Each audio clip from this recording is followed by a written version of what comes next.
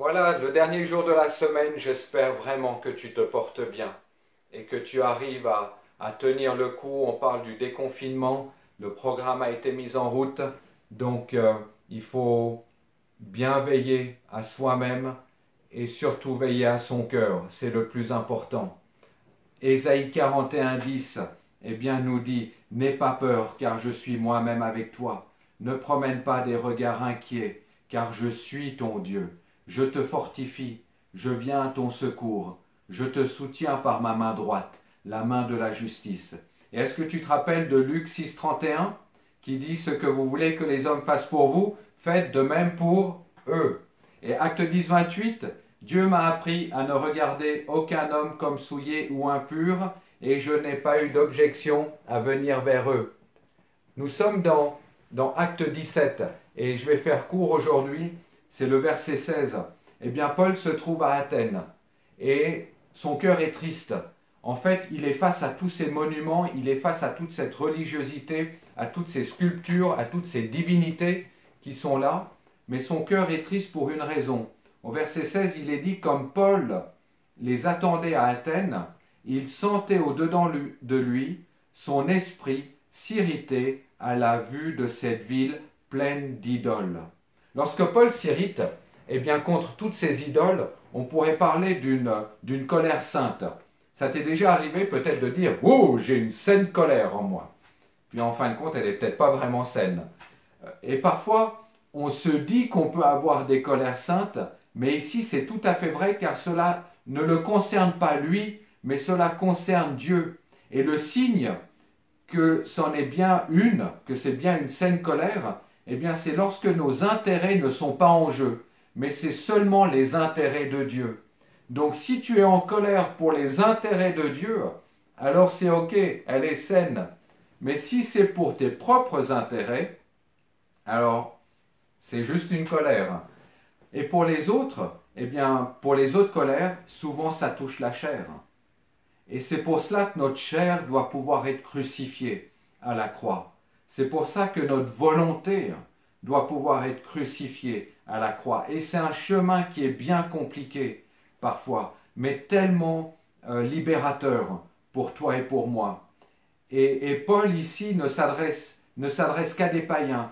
Et la stratégie que Paul va utiliser va être complètement différente et il ne va pas essayer de démontrer les choses au travers des Écritures comme il l'a fait avant. Il parlera à partir du monde de ces Athéniens. Il parlera au travers de ce qu'ils connaissent. Donc, en fait, il va utiliser des images et il parle de cet autel qui élève un Dieu qui est inconnu et il dira plus tard, celui que je vous annonce, celui qui a créé le ciel et la terre. Donc ces Athéniens pouvaient comprendre parce qu'ils utilisent leur culture pour leur expliquer Dieu. Et la prédication de Paul dans cette ville, c'est une prédication qui est centrée sur le Dieu créateur du monde créateur du monde et des hommes et qui n'a rien à faire en fait avec les idoles. Paul va mettre l'emphase sur cette séparation et les hommes vont arriver à comprendre ça, mais il annonce ensuite que Jésus est l'homme qui est choisi par Dieu pour être le juge du monde et que c'est notre attitude face à lui. Le fait de se mettre en accord avec Jésus, le juge, le seul vrai juge, qui va être déterminant pour notre salut.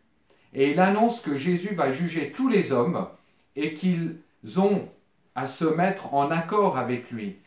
Et son message est centré sur le Dieu créateur et sur la personne de Jésus. Aussi par rapport aux païens qui sont là et non plus par rapport aux prophètes bibliques. Et c'est la différence quand Paul enseignait avant, il parlait au travers de l'Ancien Testament et des prophètes. Mais là, il va parler au travers de ce Dieu créateur et du contexte d'Athènes et dans lequel le peuple se trouve face à tous leurs idoles. Et à la fin du chapitre, en fait, on verra que Paul aura quelques fruits. Il y a quelques hommes et oui, il y a des gens qui vont le suivre. Mais il y en a beaucoup qui vont se moquer de lui. Et il rencontre en fait l'indifférence. Et ce qui est oui, peut-être intéressant de voir, c'est que Paul lui-même rencontre aussi de l'indifférence dans le contexte où il se trouve. Mais il va les amener à pouvoir dire, pour pouvoir continuer ta marche avec Dieu, tu as besoin de te repentir. Ma question pour chacun d'entre nous aujourd'hui, de quoi as-tu besoin de te repentir aujourd'hui? Ne continue pas cette journée et ne rentre pas dans ce week-end qui est devant toi sans te poser cette question. Est-ce qu'il y a un domaine de ton cœur, de ta vie, de ta volonté, de tes actions ou de tes pensées où tu dois pouvoir demander pardon à Jésus pour que tu puisses bien continuer la suite de ta vie, la suite de ce week-end. Dieu vient, comme je l'ai dit hier, au milieu de nos tempêtes. Parfois, Dieu autorise que la tempête reste parce qu'il veut que tu puisses découvrir que lui peut calmer la tempête intérieure, alors que tout autour de toi, eh bien, tu es environné d'une nuée de tempêtes et de vents.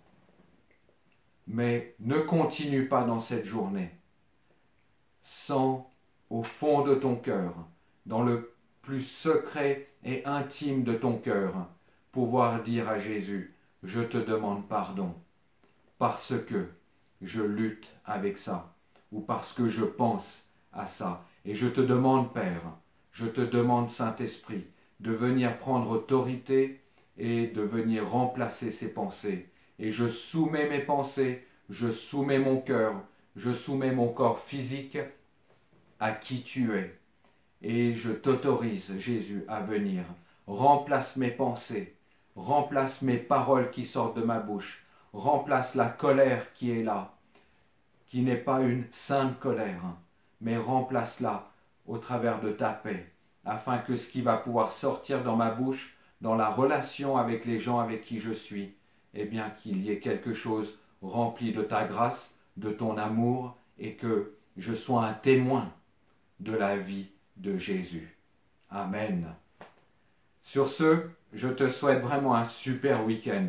Sois béni. Si tu luttes encore avec la maladie, alors que la guérison puisse couler, continuer à venir, que la main de Dieu gagne toujours plus du terrain sur les circonstances dans lesquelles tu es, et que rien ne t'empêche de l'adorer, quoi qu'il arrive, comme ces apôtres qui étaient enfermés dans la prison. Que rien ne t'empêche d'élever son nom, parce qu'à lui appartient toute la force, à lui appartient toutes les richesses, à lui appartient toute l'autorité. Et cette autorité, je la veux dans ma vie. Amen. Alors, je te dis à lundi, et n'oublie pas le culte en live ce dimanche, ça sera à 10 h.